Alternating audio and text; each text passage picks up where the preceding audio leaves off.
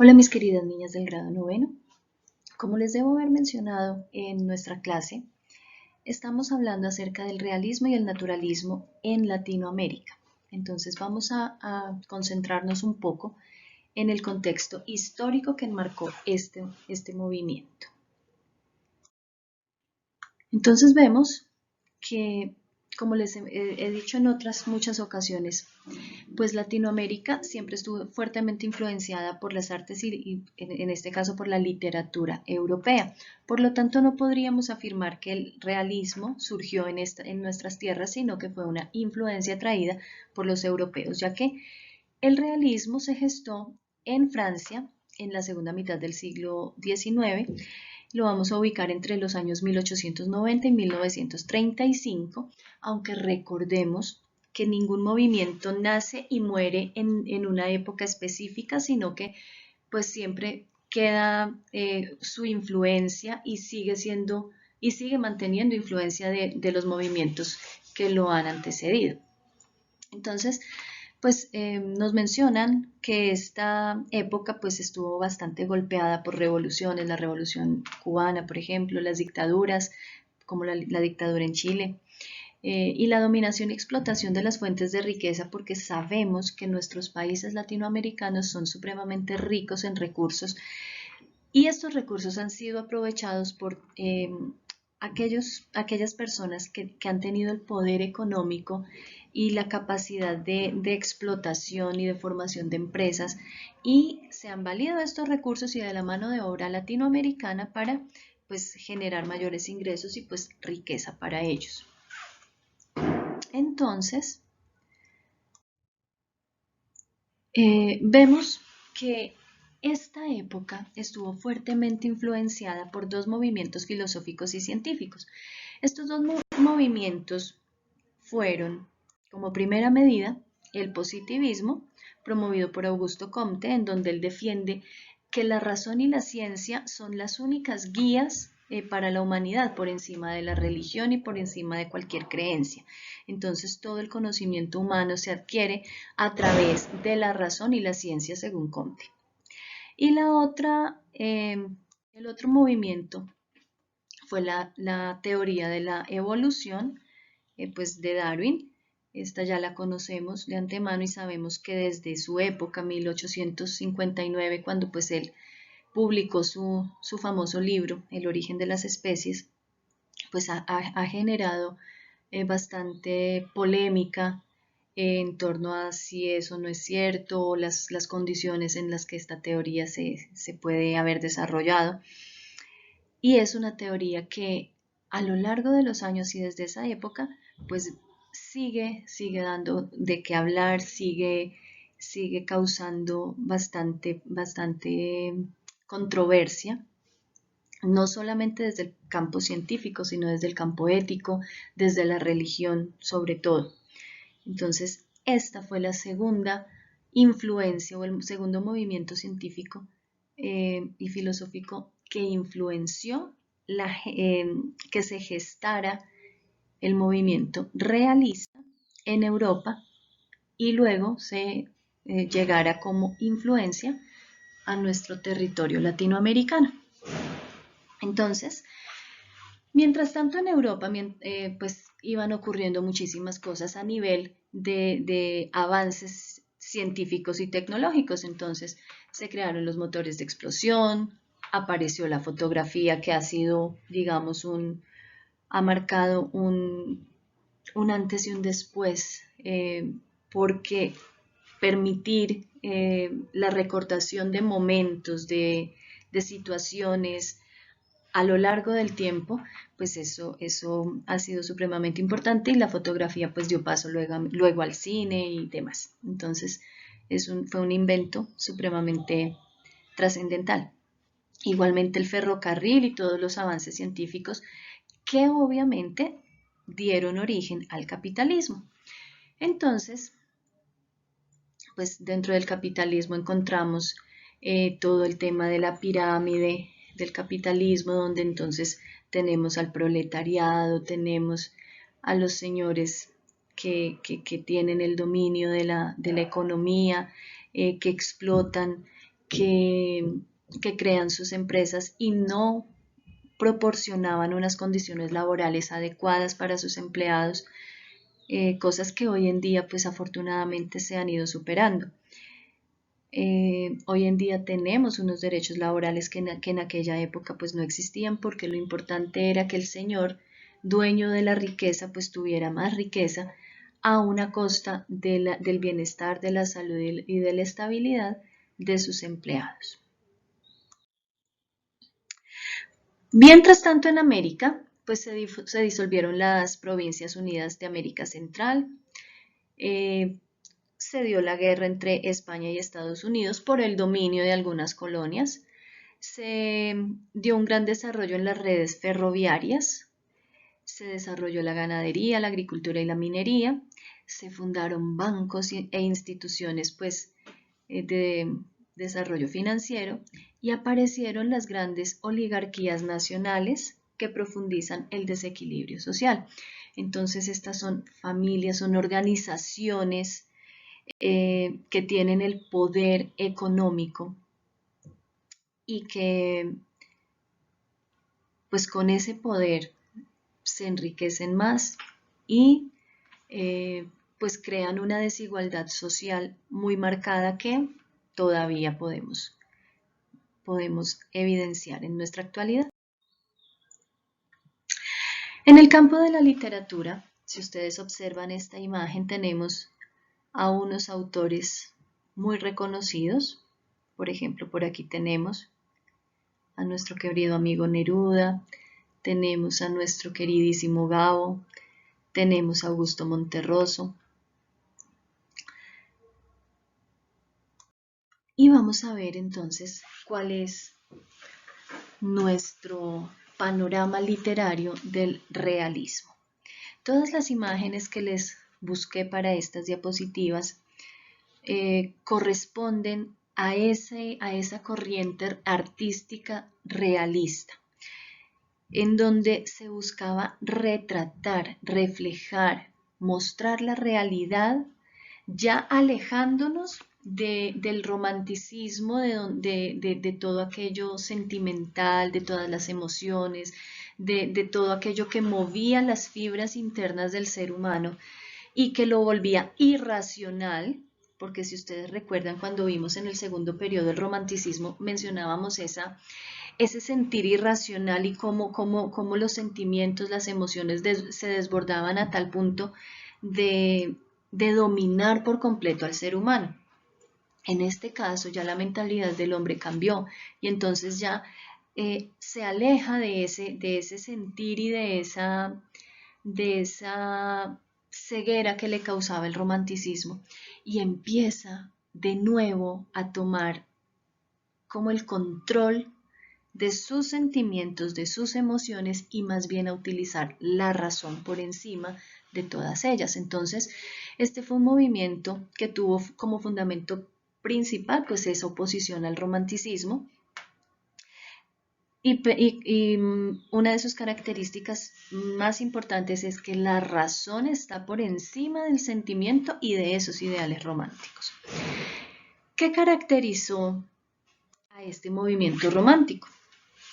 Resulta que se describe el comportamiento humano. Entonces, como mencionábamos el martes, tomamos esos personajes, esos seres humanos que están en el diario vivir, que encontramos en la calle, que encontramos en las situaciones de la vida cotidiana, y se muestran esas situaciones tal y como son.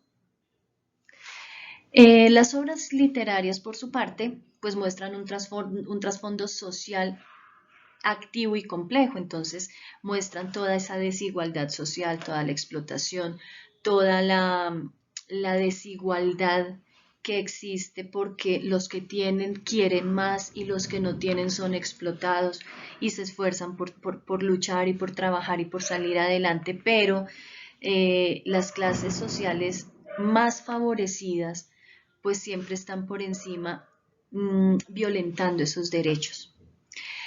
El uso del lenguaje, pues era un lenguaje académico que se refería a los problemas sociales.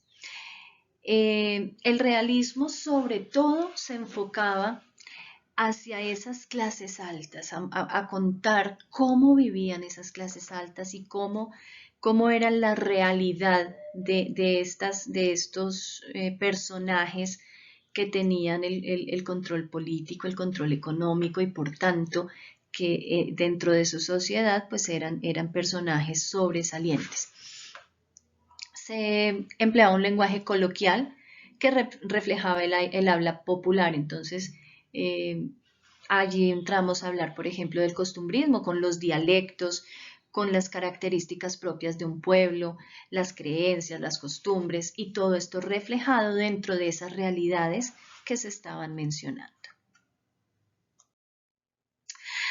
Por su parte, encontramos también el naturalismo, que no es más que una forma del realismo, solo que el realismo muestra la realidad, mientras que el naturalismo la demuestra, porque el naturalismo tiene un enfoque más científico.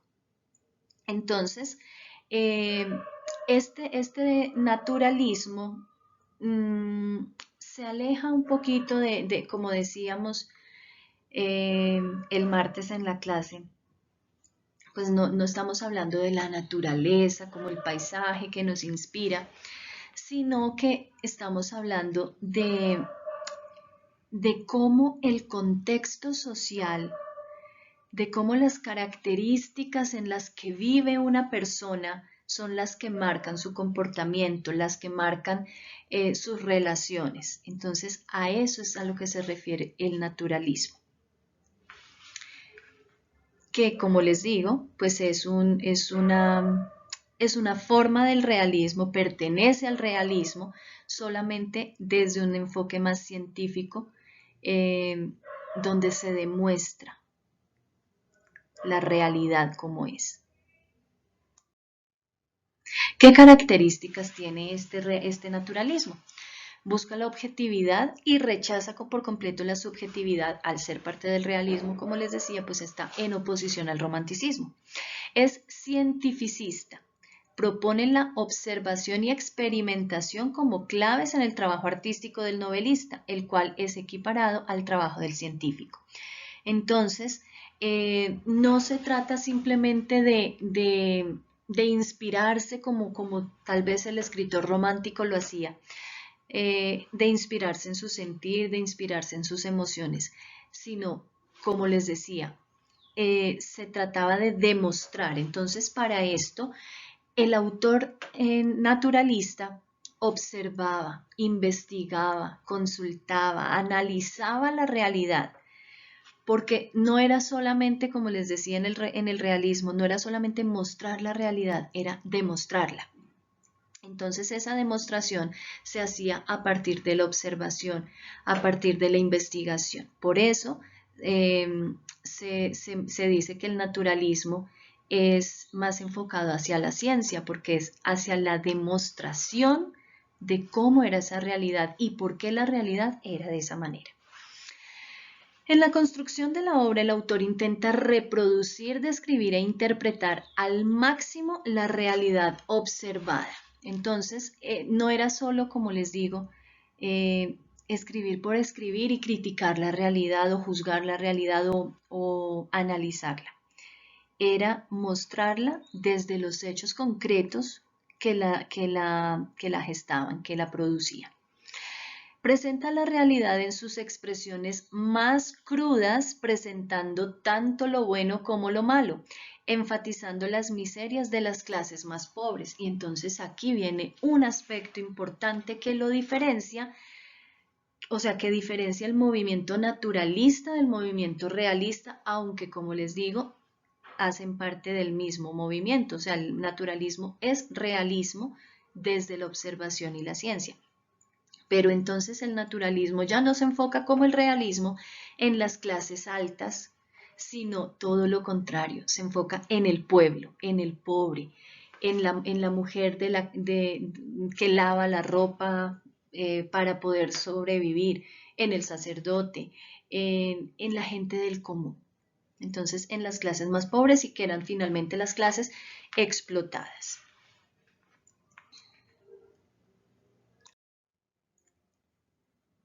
¿Qué temas compartían tanto el realismo como el naturalismo siendo parte de un solo movimiento? Pues estos temas giraban en torno a los problemas que vivía el hombre latinoamericano de la época. Entonces, volvemos a lo que venimos hablando hace un rato, las diferencias tan marcadas entre las clases sociales, la creciente industrialización, la estratificación del trabajo, la nostalgia por la vida rural, porque en este momento las ciudades empiezan a tomar mayor fuerza, empiezan a desarrollarse, empieza a desarrollarse más la vida urbana, entonces se va dejando un poco de lado esa vida rural, el campo, el paisaje, y entramos en estas selvas de cemento, en los edificios, en las construcciones, todo lo que la industrialización nos trae, que obviamente genera esa nostalgia por la vida rural. Las relaciones de poder entre patrones y empleados, que como les mencionaba hace un rato, pues no eran relaciones de igualdad para nada, más bien de explotación. El capitalismo como nuevo sistema social que transforma al hombre y su visión del mundo, entonces el capitalista quiere más, el que tiene dinero quiere más, el que no lo tiene quiere tenerlo y quiere igualar a ese ser que tiene el dominio y el poder porque el dinero da eso, pues para el hombre capitalista. Y el auge de las empresas multinacionales que adquieren las riquezas con la materia prima producida en nuestro territorio. Entonces, obviamente, pues es muy cómodo llegar a encontrar materia prima de alta calidad, producir y obtener ganancias de lo que no nos pertenece, ¿verdad? Muy bien. ¿Cuáles fueron los géneros literarios que tuvieron mayor fuerza dentro de este movimiento realista? Resulta que tenemos tres básicos. Uno fue la narrativa. Dentro de la narrativa encontramos, por ejemplo, la novela. Entonces encontramos novelas espectaculares como, por ejemplo, La Vorágine, de José Eustacio Rivera. Encontramos novelas que nos hablan justamente de esas diferencias sociales, que nos hablan de la desigualdad, que nos hablan de esos personajes típicos, como por ejemplo en La Diestra de Dios Padre, que nos habla de Peralta, que es un hombre pícaro, que es un hombre, digamos, un poco hasta cierto punto deshonesto, al punto de que le juega una mala pasada por ahí a la muerte, o sea, se burla incluso de la muerte. Entonces encontramos este tipo de novelas que nos plasman realidades muy cotidianas, algunas de estas obras mostrando, por ejemplo, la explotación como en La Vorágine, la explotación del caucho y de todas estas personas que necesitaban ese trabajo para poder subsistir, para poder sobrevivir, y que grandes empresas extranjeras venían a explotarlo y los explotaban más que al producto, explotaban al ser humano. Entonces, muchas novelas se crearon en esta época. Yo les voy a dejar en el tablón algunos referentes de unos títulos y unos autores muy interesantes para que ustedes se hagan una idea y tengan un panorama general de lo bonita que fue la narrativa de esta época. Una obra como La Vorágine debería ser obligada para nosotros como lectores de este tipo de literatura y como estudiantes de estos movimientos que se gestaron en nuestras tierras y que mostraron la realidad que finalmente fue la base de lo que somos hoy. Exalta lo regional, las costumbres, el espacio geográfico, los valores, el lenguaje de la gente del común. El otro género importante fue el drama. Cuando hablamos de drama estamos hablando del teatro, ¿verdad? Entonces también el teatro se prestó para mostrar esas realidades, esas desigualdades. Y hay un tercer género que no les mencioné aquí en las diapositivas, pero pues venimos hablando ya de él, y es el ensayo. El ensayo como herramienta para ser críticos y para plasmar la opinión de los autores de esta época frente a esa realidad que golpeaba a la gente del común, que golpeaba al hombre latinoamericano de esta época. Muy bien, mis niñas. Entonces, les voy a dejar solamente en el tablón una paginita en donde van a encontrar títulos y autores para que ustedes se den una miradita en YouTube. De pronto les voy a dejar algún video. Por ahí hay unos videos bien interesantes que nos cuentan sobre esas grandes historias.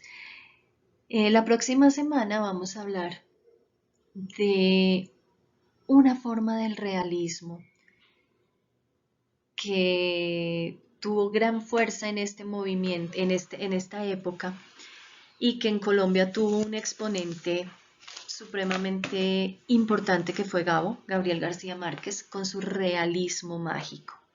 Entonces, ¿qué es el realismo mágico, hijas?